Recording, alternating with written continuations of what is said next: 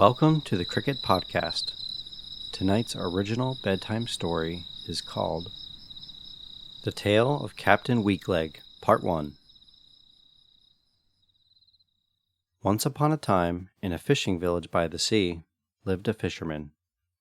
Though he was a decent sailor and had traveled many of the world's oceans, he always had trouble with his balance as the ship rocked back and forth. He would fall all over the ship when trying to walk from one end to the other. Due to how poorly he handled himself during rough water, the other fishermen would joke and call him Weakleg. One day he inherited a ship from his father, and so he became a captain. The ship was expansive in size.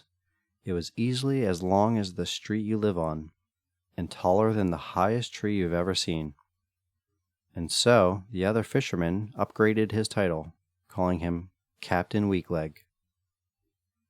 At first, things were pretty good. He was catching fish and keeping up with the others in the area. But as the years went on, he began to bring home less and less fish. His most recent outing had brought back an embarrassingly small amount of fish, only a single barrel, and most of the fish were too small to eat. The captain brought his pet, Snowflake, with him on every expedition, claiming she was good luck. What kind of pet do you think it was? A parrot? Perhaps a dog? No, it was a soft, white, lop-eared bunny. His crew members had a good laugh about the pet, seeing how it did him no good at all in bringing fish their way.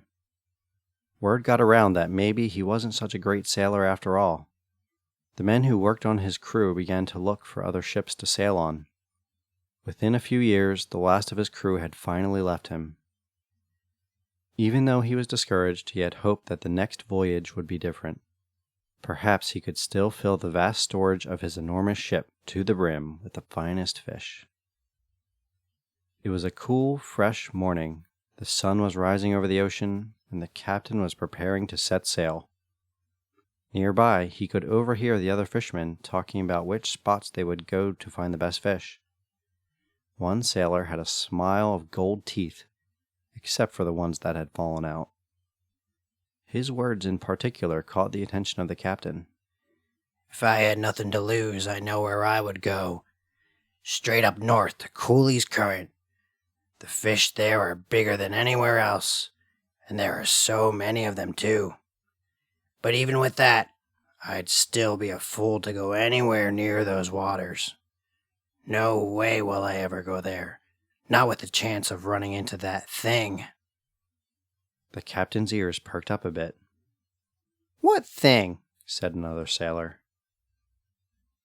The first sailor, with a look of dread on his face, replied, No one knows for sure. Everyone who goes out that far into the frigid waters of Cooley's Current never returns. So something is out there. I don't know what, but I know to stay far away from it. The captain grabbed the cage containing Snowflake off the dock and headed up the wooden walkway to board his ship. He headed straight to the captain's bunk, where he kept his father's old maps. After digging through some drawers, he finally found it, the one charting the way far north to Cooley's Current. This was certainly farther than he'd ever sailed by himself and with such a large ship. The captain looked at Snowflake, resting in her cage while enjoying a leaf of bib lettuce. Then, pausing for a moment, he gave a deep sigh.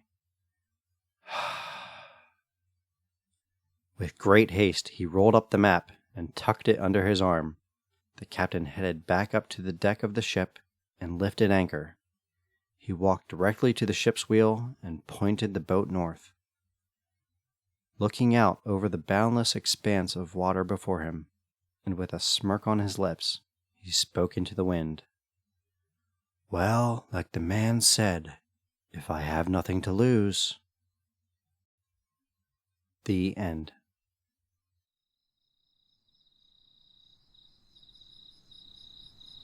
You just heard the original bedtime story, The Tale of Captain Weakleg, Part 1, on the Cricket Podcast. To hear Part 2, and more stories like this, please subscribe at thecricketpodcast.com. Thank you for listening, and sweet dreams.